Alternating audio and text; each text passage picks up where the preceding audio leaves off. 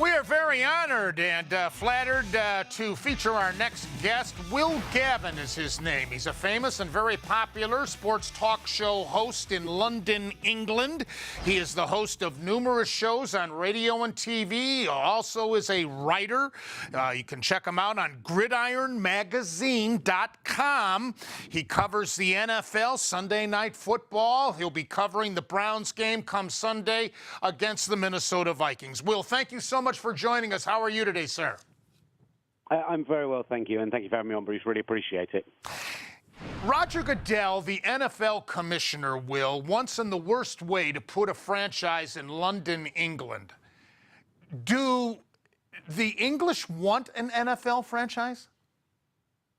That's the million-dollar question, isn't it? I mean, the situation as it currently stands is that they sold out 4 games this year with ease. It sold out very quickly, but that's 4 games where you're seeing different teams at every single game, where you're seeing a different attraction. They become one-off specialist events. I think what's been really positive for seeing the growth here in the UK is the number of season tickets sold. So the number of people who have bought tickets for all 4 games is around the 45,000 mark, which, when you consider the new stadium they're building in North London for Tottenham Hotspur, a Premier League team here in the UK, which is going to have full NFL facilities, that's only a 60,000-seater stadium. So if you sell 40,000 season tickets, then suddenly you're 2/3 towards having a full stadium for 8 games. So I think that's massive. I think a lot of fans here in the UK, though, will tell you they already have a team. They're not necessarily going to support a team that come over to London. They might be a Patriots fan, a Giants fan. They might even be a Browns fan. We have got a few of those here, as amazing as it is to believe. And so, you know, that will be their biggest issue, potentially, is winning the British fans over to a team moving here. But I think that, you know, you brought a team here, I think people would support them quickly if they were seeing them not week in, week out, but 8 times a year. Over 3 or 4 years, I think people would switch allegiances.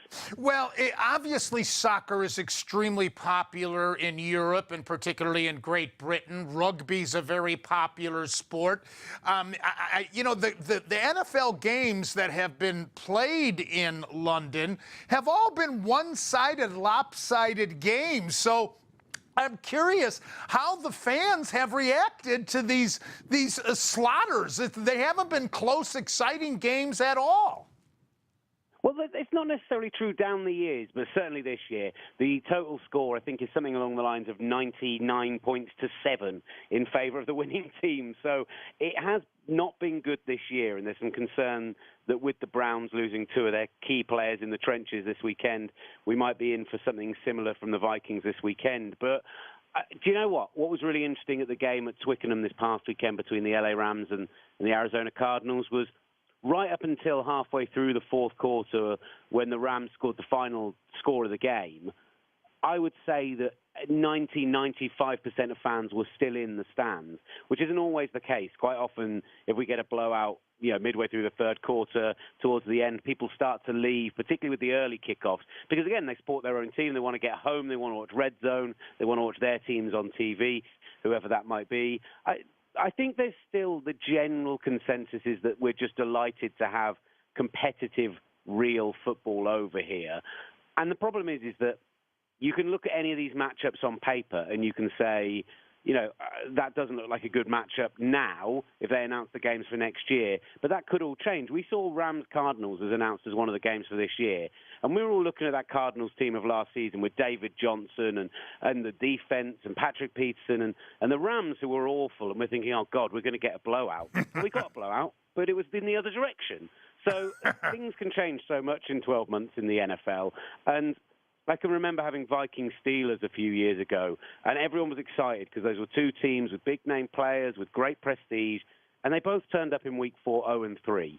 And you're thinking, how can we get a bad game again? And it ends up being a 1-score game. It ends up being a game that goes right down to the final moments and ends up being one of the best games we've had. So the joy of the NFL, and this season in particular, is that, you know, maybe we'll get a close game this weekend, despite the fact that what all us experts try to claim we know. Will, are the NFL games? Let's say a weekend occurs where there's not a game staged in London. Are the NFL games televised in the greater London area? How much of England are they televised? If they are, and if they are, what are the ratings like? The ratings are good, and I tell you, the ratings. So our big TV subscription service here in the UK, a big satellite service, is Sky and Sky Sports, and there's then another station called BT Sports. But Sky Sports have the NFL rights, and they show in each of the windows, in the 1 p.m. Eastern, the 4 p.m., and then the Sunday night football, plus Thursdays and Mondays, they show one game in every slot. And that you can see that anywhere in the country. And then they also have on a separate channel, they'll show Red Zone all the way through as well. The figures, the big thing is that when they first brought the games over here in 2007, when we had the Giants and the Dolphins over, at that point on Sky Sports, NFL was the 11th most watched sport, behind things like darts and things like snooker and things like that. It's now up into the top 5 after the past decade, and only sits behind things like rugby and like football. So its popularity has grown hugely over that period of time. And we broadcast on TalkSport Radio, who I work for. As of this season, we do Sunday Night Football Live, which is at 1 a.m. here in the UK. So considering that alone, it makes it more difficult to get figures. And we've just got our first listening figures for NFL games through, and they've been great. Better than anything else we normally do on a Sunday night. So it seems like the audience is there.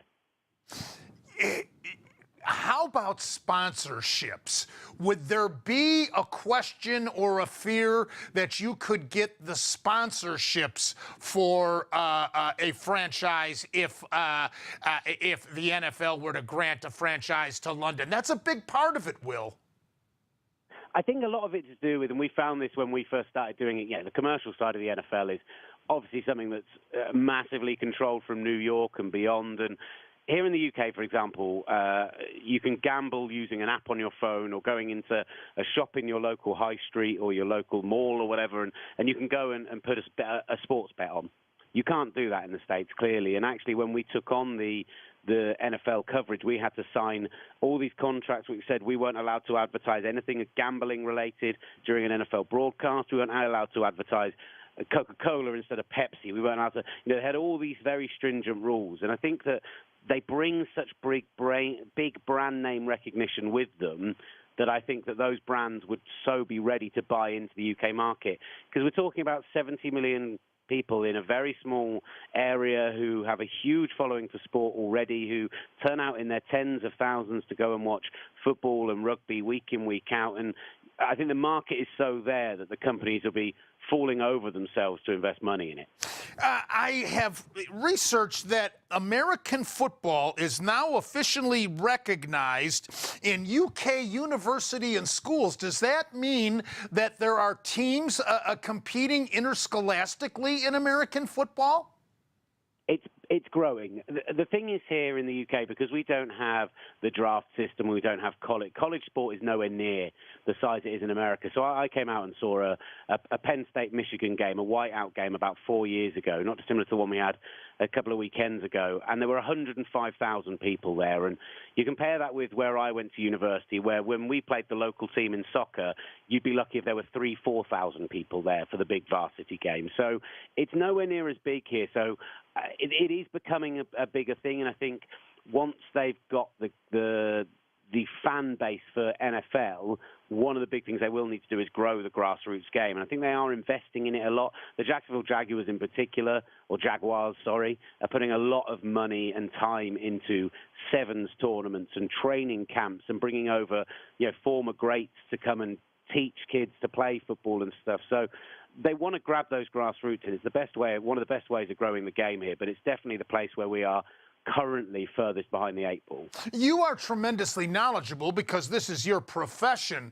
But how about other UK fans? Are they picking up what is the fascination with American football? And another question tying in with it, we just have brought it up here earlier in our show today. A lot of parents here in the States are not allowing their little boys to start in football because of the tremendous percentage of injuries that can indeed occur in this violent sport. I mean, that's a whole other topic for a whole other time that we could do a whole show on, I'm sure, Bruce. But certainly it's something that's happening here, actually, with rugby as well, where you're seeing participation at a younger level is dropping, and that is a big part of it, because it is a violent sport, because it is a contact sport, and because there are parents who will hold their children back from doing it until they're a certain age. And as you know, any professional football player will tell you, if you don't start playing at a young age, you won't pick up the game properly and get those intangibles you need to go on and grow and learn the game. I mean, from a knowledge perspective, what always seems to blow people's mind when they come over, and not to name drop or clang or anything, but when Peter King came over and did his tour here in the UK that he wrote about in the MMQB, I got a chance to sit down with him for our show. And what blew his mind so much was the quality of the questions coming from these crowds of kind of 600-700 people who were turning up to theatres to speak with himself and do Q&As. They brought players over from each of the teams. So Joel Bitonio came over from the Browns, for example, and everyone seemed just blown away by the level of knowledge. Now, that is the most hardened fan base, and I think the biggest thing I ever get when I chat to people about the NFL is questions about rules. But everyone's desperate to learn, and everyone's desperate to know more, and you do get a real range of knowledge. But properly knowledgeable football fans, there are a lot of them here, and actually I'd happily find the most 10 knowledgeable football fans in the UK and put them up against any group of US football fans and give them an opportunity, and I bet they'd do pretty well. Wow, that's interesting. What about logistically?